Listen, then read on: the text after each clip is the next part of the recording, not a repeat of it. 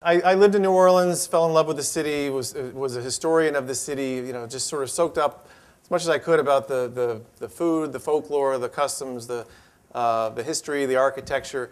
And in doing my family tree, discovered that one of my ancestors was Antoine Peychaud. He created Peychaud's bitters, which you can still find today. You can buy it here in town. And as the New Orleans story goes, he was the creator of the cocktail. We're going to look at a number of myths that are associated with a lot of these old drinks. And many of these old drinks, there really is no 100% accurate story behind the drink. The word cocktail first appeared in print in a Hudson, New York newspaper in the context of a political campaign.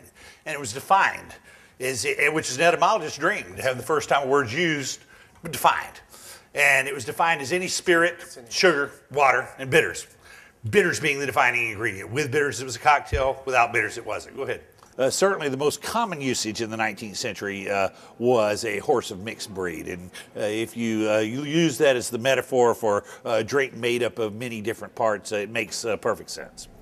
Yeah, Americans are sort of a composite. You know, we draw upon a lot of different extractions, and it's very appropriate that we would be the ones to develop cocktails where we took European ingredients or African ingredients or South American ingredients, put them together, and created a composite drink, just the way we're a composite people. This is his obituary that I found in the newspapers in 1880.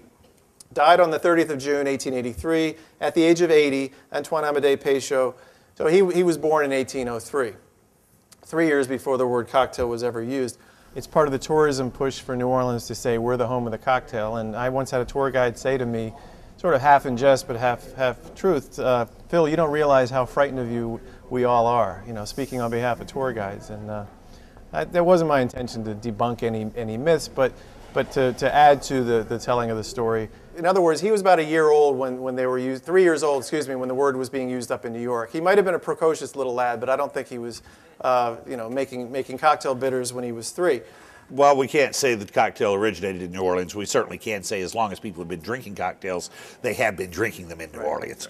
As long as human beings have come together and live in societies together collectively, they've come to public places to drink when they could do it at home for less. It's become a practice when people come to my bar and they order their julep for the first time. I often recite this poem, and for me it symbolizes everything that I consider lovely and beautiful about drinks and drinking. And so if you'll have just a slight bit of patience with me, then comes the zenith of man's pleasure. Then comes the julep, the mint julep.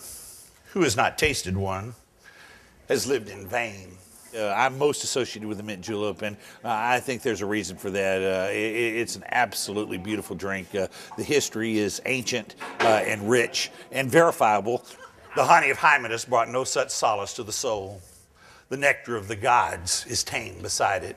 It is the very dream of drinks, the vision of sweet quaffings. The bourbon and the mint are lovers. In the same land they live, and on the same food are they fostered. The mint dips its infant leaf into the same stream that makes the bourbon what it is. The corn grows in the level lands through which the small streams meander. By the brookside, the mint grows.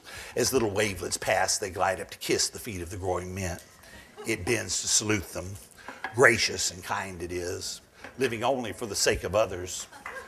The crushing of it only makes its sweetness more apparent, like a woman's heart. It gives its sweetest aroma when bruised. Among the first to greet the spring, it comes. Beside the gurgling brooks that make music in the pastures, it lives and thrives. When the bluegrass begins to shoot its gentle sprays toward the sun, mint comes, and its sweetest soul drinks at the crystal brook. It is virgin then, but soon it must be married to old bourbon. His great heart, his warmth of temperament, and that affinity which no one understands demand the wedding. How shall it be? Take from the cold spring some water, pure as angels are, and mix it with sugar till it seems like oil. Then take a glass and crush your mint within it with a spoon. Crush it around the borders of the glass and leave no place untouched. Then throw the mint away. It is a sacrifice. But alcohol enriches our lives also and adds to our lives and culture. And we like to celebrate that. And I think the julep, for me, symbolizes everything that's beautiful and cultured about drinks and drinking. Fill with cracked ice the glass and pour in the quantity of bourbon which you want. It trickles slowly through the ice. Let it have time to cool. Then pour your sugared water over it. No spoon is needed. No stirring allowed. Then take sprigs of mint and place them around the brim so that the one who drinks may find a taste and an odor at one draught. When it is made, sip it slowly. August suns are shining. The breath of the south wind is upon you. It is fragrant, cold, and sweet. It is seductive. No maiden's kiss is tenderer or more refreshing. No maiden's touch could be more passionate.